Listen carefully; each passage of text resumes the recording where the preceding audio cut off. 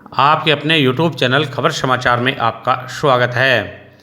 विधायक मनोज मेघवाल ने नगर परिषद की कार्यशैली पर विधानसभा में लगाया सवालिया निशान। बिना अनुमति निर्मित एवं निर्माणाधीन व्यावसायिक कॉम्प्लेक्सों पर कार्यवाही के संबंध में मांगा जवाब। विस्तृत जानकारी के लिए देखते रहिए खबर समाचार। विधायक मनोज मेघवाल ने बिना स्वीकृति शहर में निर्मित एवं निर्माणाधीन आवासीय एवं व्यावसायिक कॉम्प्लेक्सों को लेकर विधानसभा में प्रश्न कर नगर परिषद की कार्यशैली पर ही सवालिया निशान लगा दिया है। विधायक द्वारा विधानसभा में प्रश्न पूछने से उन लोगों की बातों को भी बल मिला है जो पिछले लंबे समय से आरटीआई सहित विभिन्न माध्यमों से बिना अनुमति निर्मित एवं निर्माणाधीन व्यावसायिक कॉम्प्लेक्सों के निर्माण को रोकने तथा कार्यवाही करने की मांग कर रहे थे।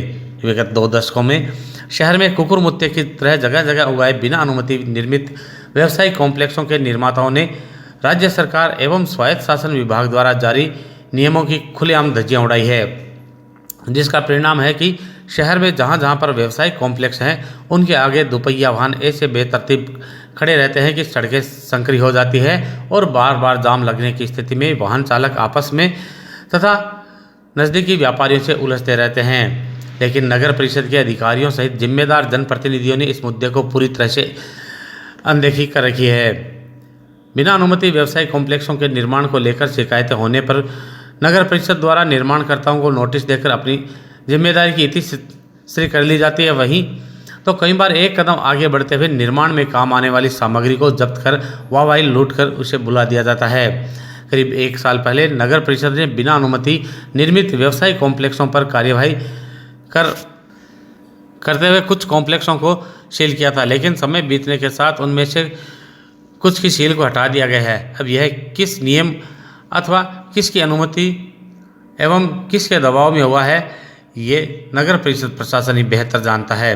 व्यावसायिक कॉम्प्लेक्सों के निर्माण में निर्धारित मापदंडों की अनदेखी कर कार्यवाही नहीं करने से नगर परिषद को जहां करोड़ों रुपए के राजस्व की हानि हो रही है, वहीं व्यावसायिक कॉम्प्लेक्स निर्माता चांदी कूट रहे हैं। आवासीय के नाम पर निर्माण की अनुमति लेकर कॉम्प्लेक्स निर्माता नगर परिषद के साथ ही सरकार को भी करोड़ों रुपए के राजस्व का नुकसान पहुंचा रहे हैं।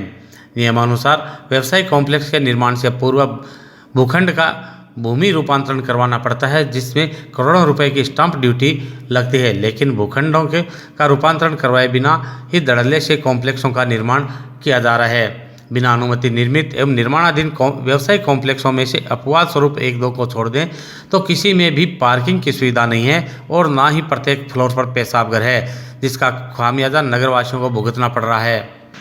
नगर परिषद की अनदेखी के चलते आम आदमी के आसान परिवहन के लिए सुलभ सड़कें पार्किंग बन गई तथा गलियां मूत्र विसर्जन स्थल के रूप में शहर का सौंदर्यीकरण बढ़ा रही है। एक और केंद्र सरकार द्वारा स्वच्छ भारत मिशन के तहत प्रतिवर्ष करोड़ों रुपए नगर परिषद को दिए जा रहे हैं, वहीं दूसरी ओर जिम्मेदार अधिकारी एवं जनप्रतिनिधि अव्यवस्थित पार्किंग एवं मूत्रालय के रूप में पूरे शहर की छवि को दुनिया के सामने पेश कर रहे हैं। जिम्मेदारों की अनदेखी का परिणाम है कि शहर की जनता ने वर्तमान में ही इस परिणाम को भुगतना शुरू कर दिया है, तो इसके भविष्य में परिणाम कितने भयावह होंगे, इसकी कल्पना मात्र डराने वाली है। शहर में निर्मित बिना अनुमति व्यवसायिक कॉम्प्लेक्सों को लेकर सत्ता पक्ष के साथ ही चुप रहकर अपनी मौन सहमति प्रदान करने वाले विपक्ष से भी जब इतिहास लिखा जाएगा तब उसके चुप रहने को लेकर भविष्य जरूर सवाल करेगा। तब शायद ही इनके पास शहर के बिगड़े हालातों को लेकर किए गए भविष्य के सवालों का जवाब होगा।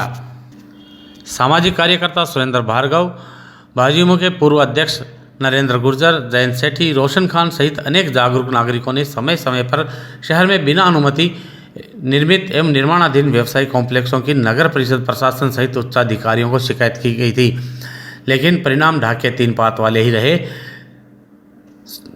सुरेंद्र भार्गव ने बताया कि उन्होंने आरटीआई के तहत बिना अनुमति निर्मित एवं निर्माणाधीन व्यवसायिक कॉम्प्लेक्सों को लेकर जानकारी मांगी थी, लेकिन नगर परिषद द्वारा 1 साल से अधिक समय बीतने के बाद भी उन्हें जानकारी उपलब्ध नहीं करवाई गई है। नरेंद्र गुर्जर ने बताया कि बिना अनुमति व्यवसायिक कॉम्प्लेक्सों पर कार्यवाही को लेकर परिषद के बाहर करीब 96 दिन तक उसने धरना दिया था तथा नगर परिषद प्रशासन से लेकर मुख्यमंत्री कार्यालय तक पत्र व्यवहार किया एवं ज्ञापन भेजे गए थे, जिसके परिणाम स्वरूप मुख्यमंत्री कार्यालय, संभागीय आयुक्त द्वारा लिखित निर्देश देने के बाद भी नगर परिषद प्रशासन द्वारा किसी प्रकार की कोई कार्यवाही नहीं की गई है। अब आपको बताते हैं कि विधायक मनोज मेघवाल ने विधानसभा में कौन से प्रश्न किए हैं। राजस्थान विधानसभा की वेबसाइट से मिली जानकारी के अनुसार विधायक मनोज मेघवाल ने अवैध निर्मित कॉम्प्लेक्सों पर कार्रवाई के संबंध में 3 प्रश्न किए हैं। पहला, नगर परिषद सुजानगढ़ परिक्षेत्र में पिछले 5 साल से लेकर वर्तमान तक कितने आवासीय व्यावसायिक कॉम्प्लेक्सों का निर्माण हो चुका है और कितनों का निर्माण जारी है। नंबर 2, नगर परिषद सुजानगढ़ में कितने व्यावसायिक कॉम्प्लेक्सों की शिकायत मिली जो बिना परमिशन नियमों की पालना किए या आवासीय के आड़ में व्यावसायिक निर्माण कर लिया है या कर रहे हैं। नंबर 3, क्या सील कॉम्प्लेक्स पुनः खोले गए हैं? यदि हाँ तो किन शर्तों या शपथ पत्र पर खोले गए हैं? क्या इनके द्वारा निर्धारित पूर्ति कर दी गई है? यदि नहीं तो दोबारा इन पर कोई कार्यवाही की गई है? यदि हाँ तो क्या और नहीं तो क्यों? अब देखना यह है कि विधायक द्वारा विधानसभा में पूछे गए सवालों पर स्वायत्त शासन मंत्री के माध्यम से नगर परिषद द्वारा क्या जवाब दिया जाता है तथा विधायक महोदय विधानसभा में सवाल पूछने तक ही सीमित रहते हैं या बिना अनुमति निर्मित एवं निर्माणाधीन व्यवसायिक कॉम्प्लेक्सों पर प्रभावी कार्यवाही करवाकर शहर की सड़कों को अव्यवस्थित पार्किंग स्थल एवं गलियों को मूत्र विसर्जन स्थल बनने से रोक पाते हैं। ताज़ा तरीन समाचारों से रूबरू होने के लिए आप देखते रहिए आपका अपना पसंदीदा यूट्यूब चैनल खबर समाचार। विधायक जी ने अच्छा सवाल विधानसभा में उठाया है, लेकिन मैं विधायक जी को और अन्य सभी को ये बताना चाहूँगा कि सुजानगढ़ नगर परिषद में लंबे समय से भ्रष्टाचार का इतना बोलबाला है कि ये जितने भी बहुमंजिला आवासीय भवन या वाणिज्यिक कटले जो भी बन रहे हैं ये सारे के सारे अवैध बन रहे हैं और इनमें न तो नगर परिषद के जो स्वायत्त शासन विभाग के नियम हैं उनकी कोई कानून कायदे की पालना की जाती है। भूमाफिया गिरोह जो हैं वो अपनी मनमर्जी से प्रत्येक वाणिज्यिक कटले में अंडरग्राउंड बनवा रहे हैं, जबकि न तो कोई ये गैराज वगैरह की कोई सुविधा देते हैं, वो पार्किंग की गाड़ी वाड़ी खड़ी करने की। उसके कारण जो ग्राहक आते हैं वो अपनी मोटरसाइकिलें और अन्य वाहन सड़क पर खड़ी कर देते हैं और यातायात की इतनी ज़बरदस्त समस्या खड़ी हो गई है सुजानगढ़ में कि जिस गली में, जिस सड़क पर, जिस क्षेत्र में आप घुसेंगे वहाँ आपको बेतरतीब खड़ी हुई मोटरसाइकिलें और अन्य वाहन आपको मिलेंगे और पैदल यात्री का भी चलना मुश्किल है। ये ज़बरदस्त जो समस्या खड़ी हुई है यातायात की, वो इन अवैध निर्मित जो वाणिज्यिक कटले हैं उनकी वजह से है। अब मैं इस मामले में ये भी जानकारी देना चाहूँगा कि नगर परिषद सुजानगढ़ न तो कोई सूचना के अधिकार की पालना करते हैं, उसकी धज्जियां उड़ाते हैं, और न ही वो किसी और दूसरे कानून को मानते हैं। मैंने सूचना के अधिकार में भी जानकारियां चाहिए तो नहीं दी गई, यहाँ तक कि वो राज्य सूचना आयोग में लंबित है। इसके अलावा भारतीय साक्ष्य अधिनियम 1872 के तहत जानकारियां चाहिए गई, वो भी मुझे नहीं दी गई है।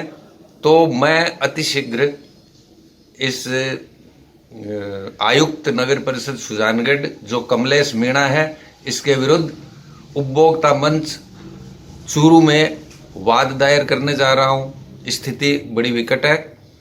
अगर विधायक जी इस संबंध में ध्यान देते हैं तो कस्बे की जो यातायात से संबंधित समस्या है, अतिक्रमण जो है, उन पर लगाम कसी जा सकती है।